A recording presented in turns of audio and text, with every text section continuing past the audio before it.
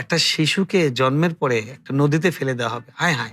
এটা একটা মাকে এরকম কথা বললে ওই মা তো হার্ট ফেল করার মতো জি, অবস্থা। জি। শাইখ, আমি শুরুতে জানতে চাইবো মুসা আলাইহিস সালামের জন্ম এবং শৈশবের ঘটনা সম্পর্কে। জি, ধন্যবাদ। আলহামদুলিল্লাহ ওয়াসসালাতু ওয়াসসালামু আলা রাসূলিল্লাহ।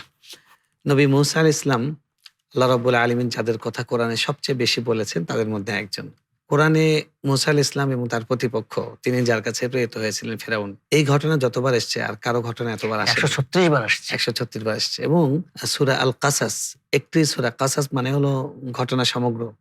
এর মধ্যে মূসা আলাইহিস সালামের ঘটনা একদম ডিটেইলস আল্লাহ তার জন্ম জি। থেকে নবুয়ত, দাওয়াত সবকিছু বলেছেন। নিয়ে আসছে। তো মূসা আলাইহিস সালামের এই যে ঘটনাগুলো, এই ঘটনাগুলো মুসলমানদের জন্য, ঈমানদারদের জন্য সবসময় প্রেরণার কারণ হয়ে দাঁড়াবে।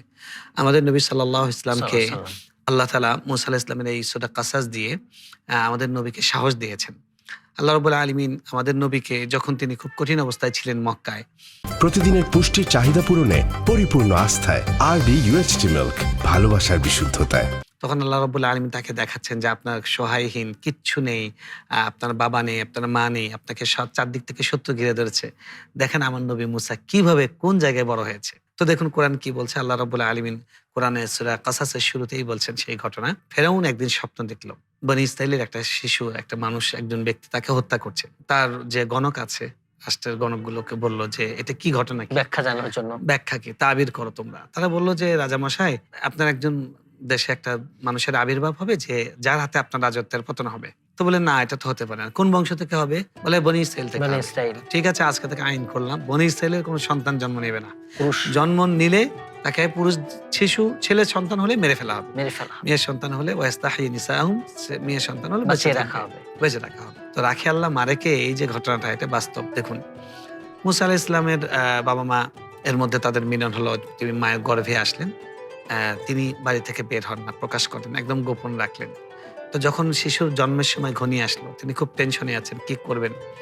আল্লাহ সুবহানাহু ওয়া তাআলা তার কাছে ওহী করলেন, তার কাছে আল্লাহ খবর পাঠালেন, ইলহাম ফেরেশতা করলেন। পাঠালেন।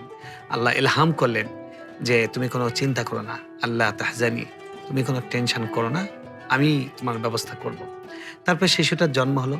জন্ম হওয়ার পরে এবার তিনি খুব টেনশনে অথই সাগরে যে এই শিশুটা ফেরাউন তো জানবে, ছোট বাচ্চাকে তো লুকিয়ে রাখা যাবে না, জানলে মেরে পরপর ফেলবে। কাঁদে। হ্যাঁ, জবাই করে আমাদের ফেলবে। দেশে ওই যে হিজড়া ভাইয়েরা, হিজড়ারা গিয়ে অ্যাটাক করে শিশু জন্ম নিলে, তো লুকিয়ে রাখার জন্য অনেক চেষ্টা করা হয়। চাঁদা চাই। পাঁচতলার ছাদে ছাদে বাচ্চার কাপড় ঝুলে আছে, ও দেখে ওরা অ্যাটাক করে। তো ফেরাউনের হাত থেকে ছোট শিশুকে কিভাবে লুকাবেন? তো চিন্তিত।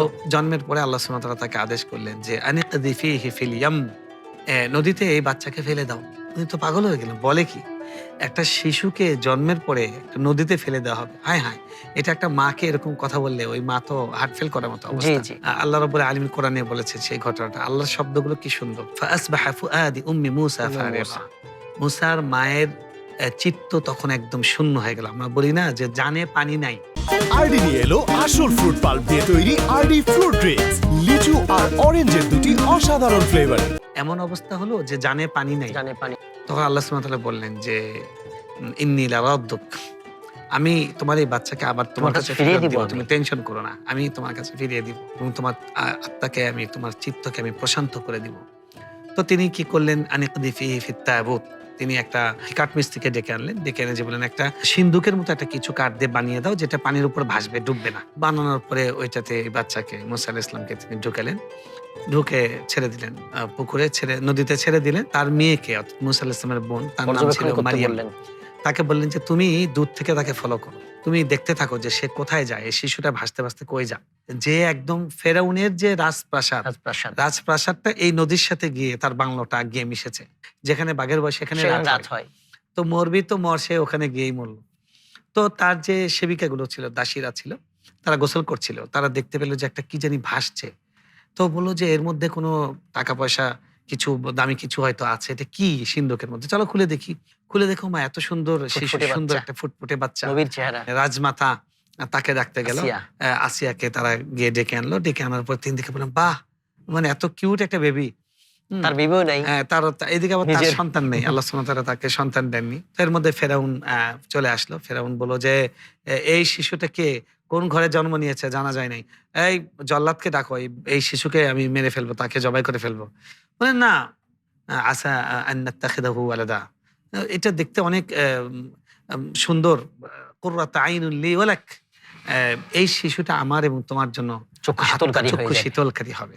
আল্লাহ সুবহানাহু ওয়া তাআলা এই যে একটা কথা, যে একজন নবীকে বাঁচানোর জন্য তার একজন মায়ের ছলনা, তার যে একটা অভিনয়, যে আশ্বাসবাণী যে এই বাচ্চাটা হতে পারে আমার এবং তোমার চক্ষু শীতল করবে, একে হত্যা করো না। এই একটা কথার জন্য আল্লাহ সুবহানাহু ওয়া তাআলা আসিয়া আলাইহিস সালামকে কবুল করেছেন এবং তাকে পরবর্তীতে তাকে আল্লাহ ঈমান দিয়েছেন। তিনি শাহাদাতের জান্নাতে মর্যাদা। আল্লাহর পাশে থাকবেন। পরে মুসা আলাইহিস সালামকে, ঠিক আছে, শিশু দেখলে তো এমনি মায়া লাগে, আল্লাহই সেই মায়াটা ঢেলে দিলেন। তো বলেন ঠিক আছে, বাচ্চাটাকে তুলে নাও। তুলে নিয়ে এই রাজদরবারে তাকে লালন পালন করা লালন শুরু পালন। করলেন। এভাবে তার শৈশবটা রাজদরবারেই কাটতে শুরু করলো। আপনি চিন্তা করুন, যে শিশুকে মেরে ফেলার জন্য, যার আগমন ঠেকাবার plan। জন্য যে এতগুলো শিশুকে, বনি ইসরাইলি হত্যা। শিশুকে হত্যা করলো এবং এতগুলো খুন খারাপি করলো, সেই শিশুটা জন্মও ঠেকাতে পারলো না এবং তার ঘরে, তার বাড়িতে, তার খেয়ে পড়ে সেখানে বড় লালিত হতে পালিত শুরু হচ্ছে, করলেন, বড় লালিত হচ্ছে। করেছে। সুবহানাল্লাহ। এটি হলো আল্লাহর কুদরত, এটি হলো আল্লাহর ক্ষমতা। আমরা যেটাকে মনে করি যে অসম্ভব, আল্লাহর কাছে সেটা সম্ভব। সম্ভব, সহজ। কুন ফায়াকুন, আল্লাহর কাছে এটা একদম সহজ।